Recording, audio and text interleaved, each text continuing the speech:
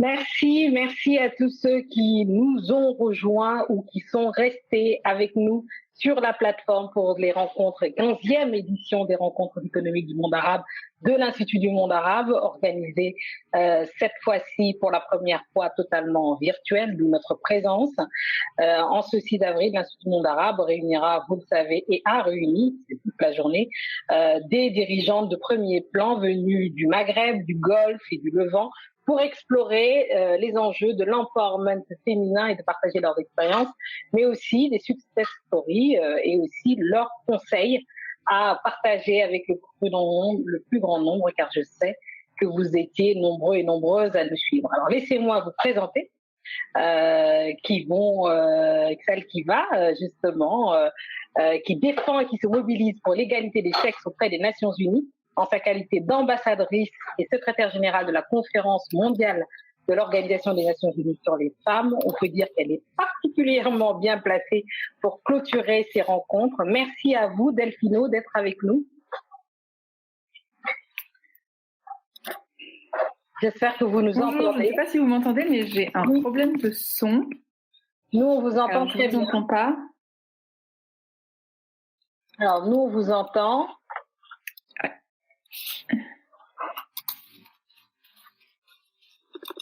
Alors, nous on vous entend, donc je pense que c'est... Désolée, je ne vous entends pas. Il n'y a pas de mal. Je vous vois, Fatimata, et je suis ravie d'être avec vous. Mais malheureusement, je n'entends pas ce que vous dites. Moi aussi, je vous entends, donc ne vous inquiétez pas. Donc, ce qu'on va faire, c'est que... Alors, moi, je vous entends, je vais juste le temps de vous dire, donc, je vous entends.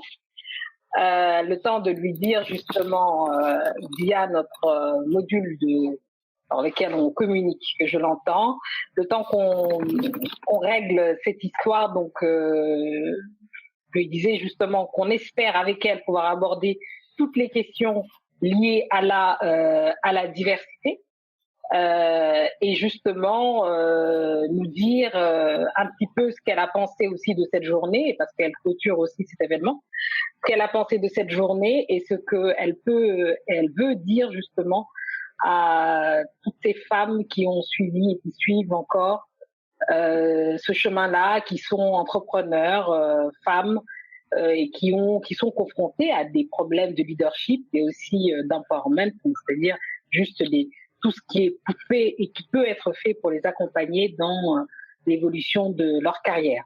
Est-ce que vous nous entendez, Delphino, à présent ? Tout d'abord, je voudrais remercier l'Institut du monde arabe pour cette invitation à venir clôturer ces rencontres économiques très importantes. Ça fait un certain temps que le Forum Génération Égalité est en conversation avec l'IMA autour de ces rencontres, autour aussi de la place des femmes, à la fois dans le secteur économique, mais aussi le secteur politique et tous les secteurs de la société, dans le monde arabe évidemment, mais dans le monde entier. Nous avions dû reporter cette intervention de l'an dernier à cette année et je suis ravie qu'elle puisse se tenir en virtuel, comme le sera d'ailleurs le Forum Génération Égalité qui aura lieu dans un tout petit peu moins de 3 mois, du 30 juin au 2 juillet à Paris, mais en virtuel. Donc félicitations pour cette journée complète d'échanges, de dialogues, d'échanges de bonnes pratiques aussi, de conversations autour de la place des femmes, du leadership, de l'empowerment, qui sont cette année en fait les thématiques qui avaient été choisies par l'Organisation des Nations Unies pour la Commission sur la condition de la femme. Donc, c'est ce grand rendez-vous annuel qui a lieu tous les ans à New York pendant 2 semaines au mois de mars. On en sort tout juste, qui réunit tous les États de la planète. Et c'était justement la question de l'empowerment et du leadership féminin qui était au cœur de ces conversations et de ces négociations. Alors que dire à toutes ces femmes qui nous suivent, qui nous écoutent, mais aussi aux hommes qui sont entrepreneurs, qui se posent des questions de leadership, d'empouvoirment, comme on dit en français. Tout d'abord et j'imagine que c'est la conclusion de cette journée, que nous avons fait énormément de progrès, mais nous n'y sommes pas encore. Le Forum économique mondial de Davos estime qu'il faudra plus de 130 ans pour atteindre l'égalité pleine. Et malgré tous les efforts et tous les progrès faits par de nombreux pays, à commencer par la France évidemment, mais d'autres pays aussi, aucun pays aujourd'hui, aussi avancé soit-il, n'a quelque part parachevé l'égalité complète entre les femmes et les hommes, qu'il s'agisse d'égalité dans le domaine économique, mais aussi dans le domaine politique, qu'il s'agisse de lutte contre les violences, de droits sexuels et reproductifs, de participation au plus haut niveau de décision, etc., etc.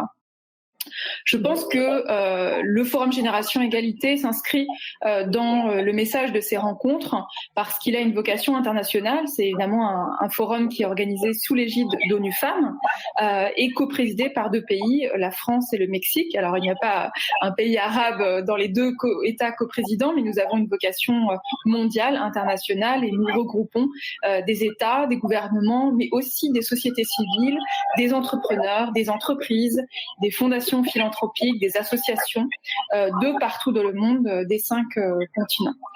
La vocation de ce forum Génération Égalité, elle est double. C'est à la fois, quelque part, comme ces rencontres, de faire le bilan des progrès que nous avons collectivement réalisés au niveau mondial au cours des 25 dernières années, puisque cela fait 25 ans qu'il n'y a pas eu de conférence internationale de l'ONU pour les droits des femmes, pour l'égalité femmes-hommes. La dernière a eu lieu à Pékin en 1995, c'est-à-dire même 26 ans en 2021. Ça, c'est regarder vers le passé, faire un constat objectif, un bilan quelque part objectif et neutre des progrès que nous avons réalisés, mais aussi des progrès qui nous restent à réaliser. Et puis, c'est aussi lancer une nouvelle dynamique, une nouvelle impulsion pour l'avenir, se disant que aujourd'hui, pour assurer la pleine égalité, nous avons, nous, communauté internationale, gouvernement, toute une série de conventions internationales, de traités qui assurent les droits des femmes, qui demandent leur participation pleine et entière à l'économie, à la politique, etc., mais dont les moyens d'implémentation, de mise en œuvre ne sont malheureusement pas à la hauteur des ambitions. Et donc l'objectif du Forum Génération Égalité, c'est en fait de rassembler des acteurs très différents, pas simplement des gouvernements, même si les gouvernements sont importants, pas simplement l'ONU, mais aussi la société civile, les associations, les entreprises, les fondations philanthropiques, les organisations de jeunesse, les parlements, les syndicats, autour de la table et de les faire travailler ensemble sur un vrai programme d'action concrète.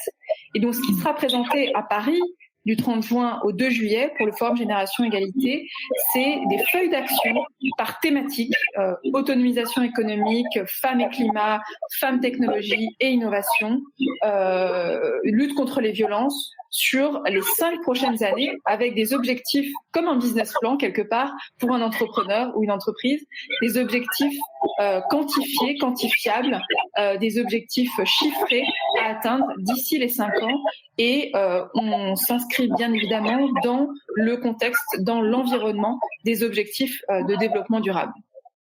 Alors justement, le point névralgique à chaque fois, c'est la loi.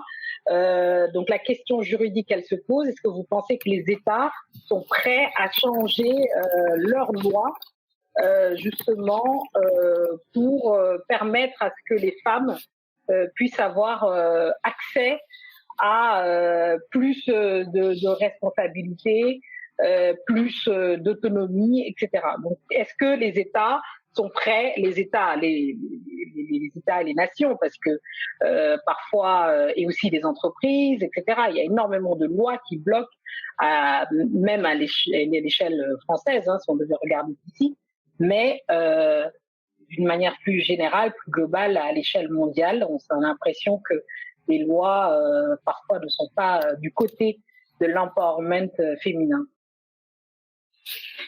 Alors, quelle est la marge de manœuvre aujourd'hui? Quelles sont les avancées que nous pouvons obtenir? Que peuvent faire les États? Donc nous, évidemment, moi je représente le gouvernement français, mais je travaille aussi au service de la société civile, des entreprises, de tous les acteurs de l'égalité femmes-hommes.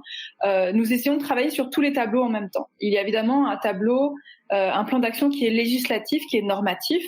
De nombreux pays ont déjà adopté des lois plus égalitaires, Pour commencer, de nombreux pays ont supprimé ce qu'on appelle des lois discriminatoires. C'est-à-dire qu'il existe encore, il subsiste un peu partout dans le monde des lois discriminatoires qui, par exemple, interdisent l'accès des femmes à la propriété, à un titre de propriété, qui interdisent à une femme d'ouvrir un compte en banque, qui interdisent à une femme d'être propriétaire d'une terre.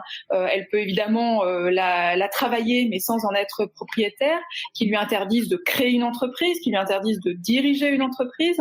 Et donc ça, au fur et à mesure, c'est le travail normatif des Nations Unies, soutenu par les autres États, c'est de supprimer ces lois discriminatoires qui sont en plus, en fait, en violation complète d'engagements internationaux qu'ont pris ces États. Puisque d'une part, il y a ces lois nationales qui existent, mais d'autre part, toutes les conventions internationales, évidemment, prohibent ce genre de discrimination. Et la plupart des États partout dans le monde ont signé, en fait, les grandes conventions internationales sur l'élimination des violences et des discriminations faites aux femmes, sur la participation politique, économique. Donc ça, c'est une première étape. La deuxième étape, c'est au-delà de la suppression des lois discriminatoires, c'est d'aller plus loin, de dire quels sont les moyens que nous mettons en place pour que les femmes puissent participer effectivement, concrètement, à la politique et à l'économie. Il ne suffit pas de dire qu'elles ont le droit, il faut maintenant le mettre en place.